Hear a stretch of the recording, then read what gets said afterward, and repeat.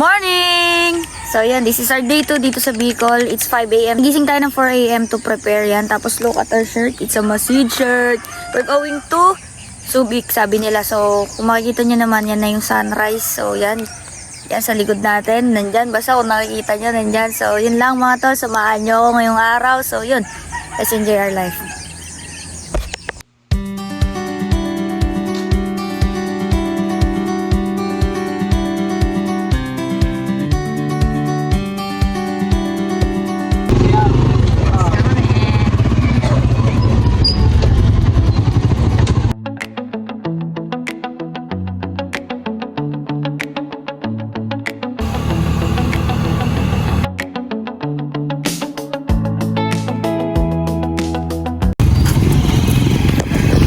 So yun guys, nandito na kami sa port ng, hindi ko alam kung anong port ito, Matnog Port.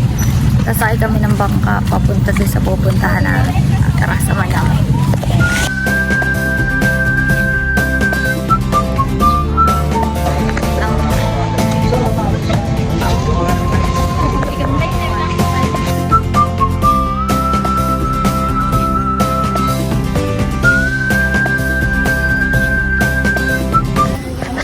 Bibili kami ng isda dito sa barangay Kaman.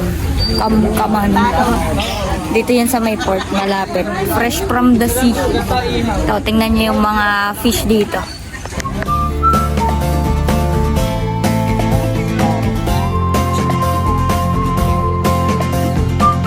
Sasakay namin ng bangka papunta dun sa islang pupuntahan namin. Ayun. Dito tayo sa port ngayon, tapos magbabangka tayo papunta doon. Samahan nyo kami sa ating travel. Let's go!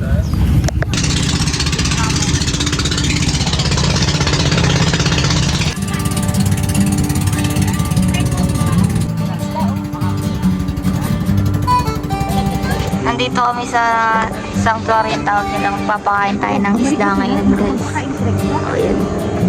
Lord, yung bigay niyo pong dagat may bayad.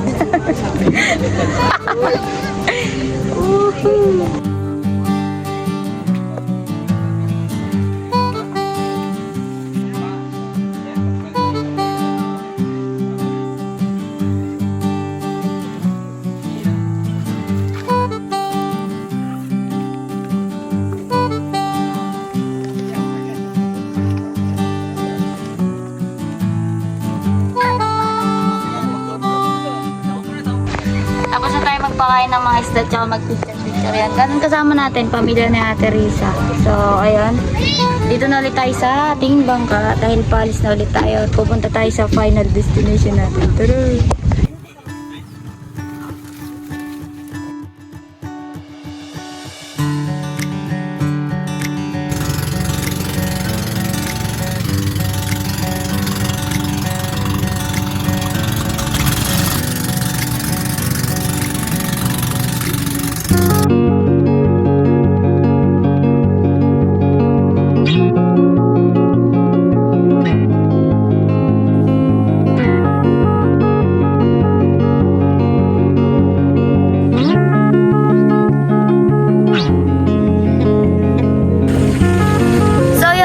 Nandito na tayo, napakaganda ng lugar. Kung makikita nyo naman, diba? Kita nyo naman yan, diba? Nandito na tayo, this is our day 2 dito sa Bicol. And yun, napakahangas lang. Lord, may susumbong ako sa'yo, yung napakagandang creation mo. Kasi may bayad may bayad.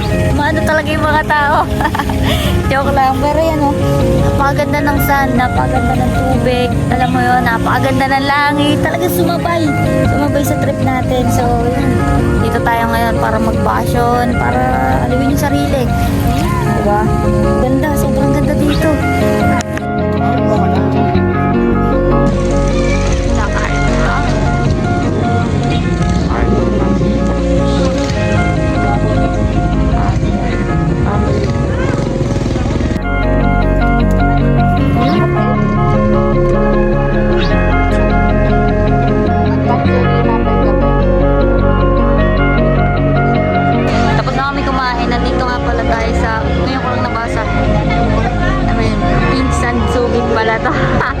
sabi ko, ba't parang medyo pink yung sun? Dito pala tayo. So, yun.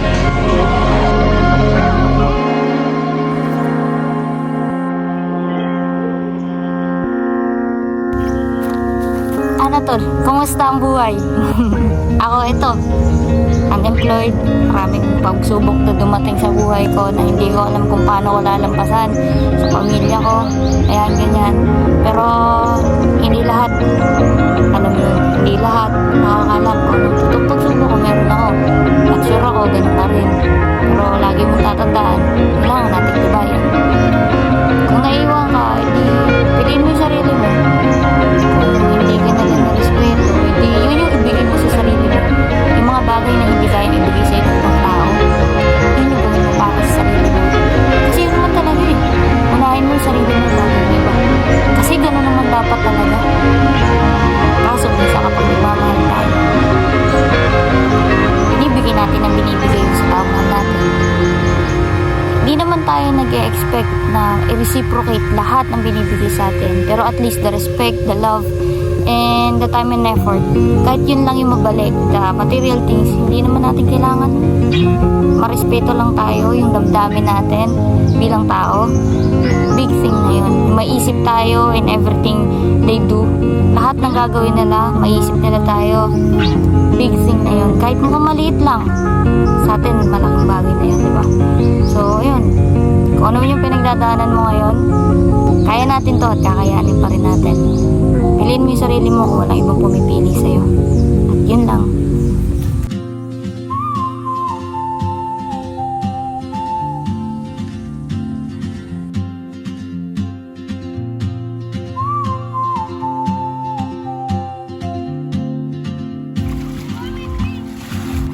She moves like a map with no border, a whisper caught in the wind.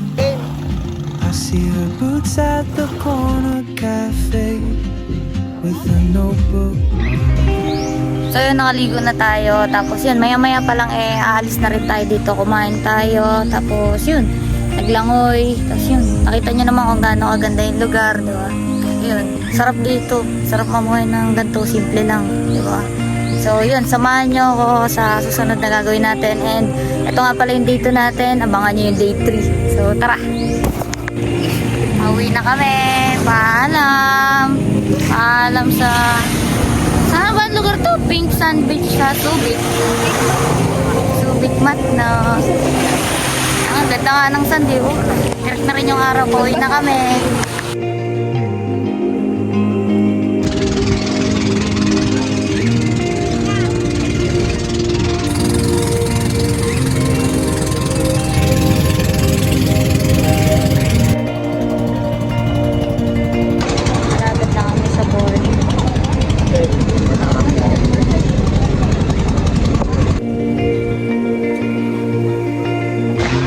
Nakadaong na kami dito ulit sa port.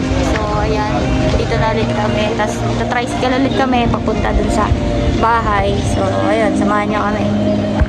Naka-tricycle ulit tayo. Tapos nag-stop over tayo. Diba? Ganda ng lugar dito. Paalis na ulit kami after mag-stop over. Pahinga lang dahil puro ahon dito.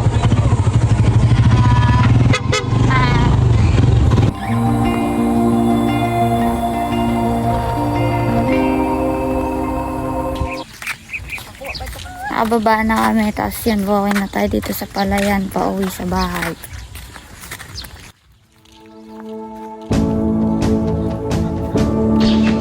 Nakauwi na kami. Mga motivate kami.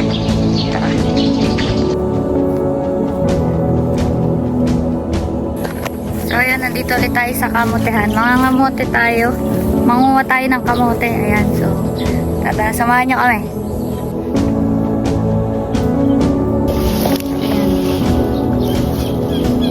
Ayun, naputol.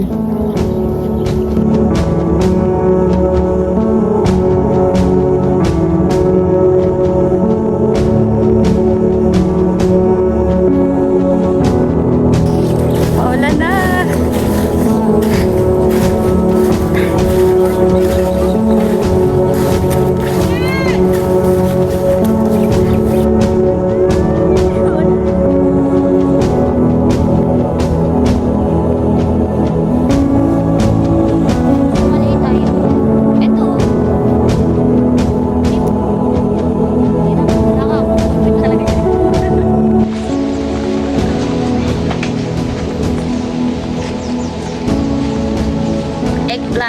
rin kami ng eggplant. Ano ba talaga ito? Talong. Tsaka kamote. Uwi na kami. Ay ko.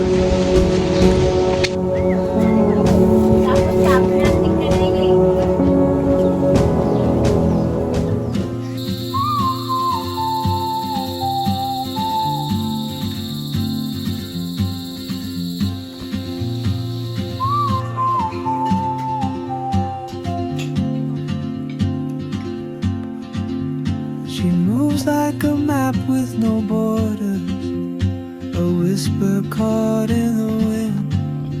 I see her boots at the corner cafe with a notebook and a grin. She's chasing skies I've never named while I stay in my lane. But something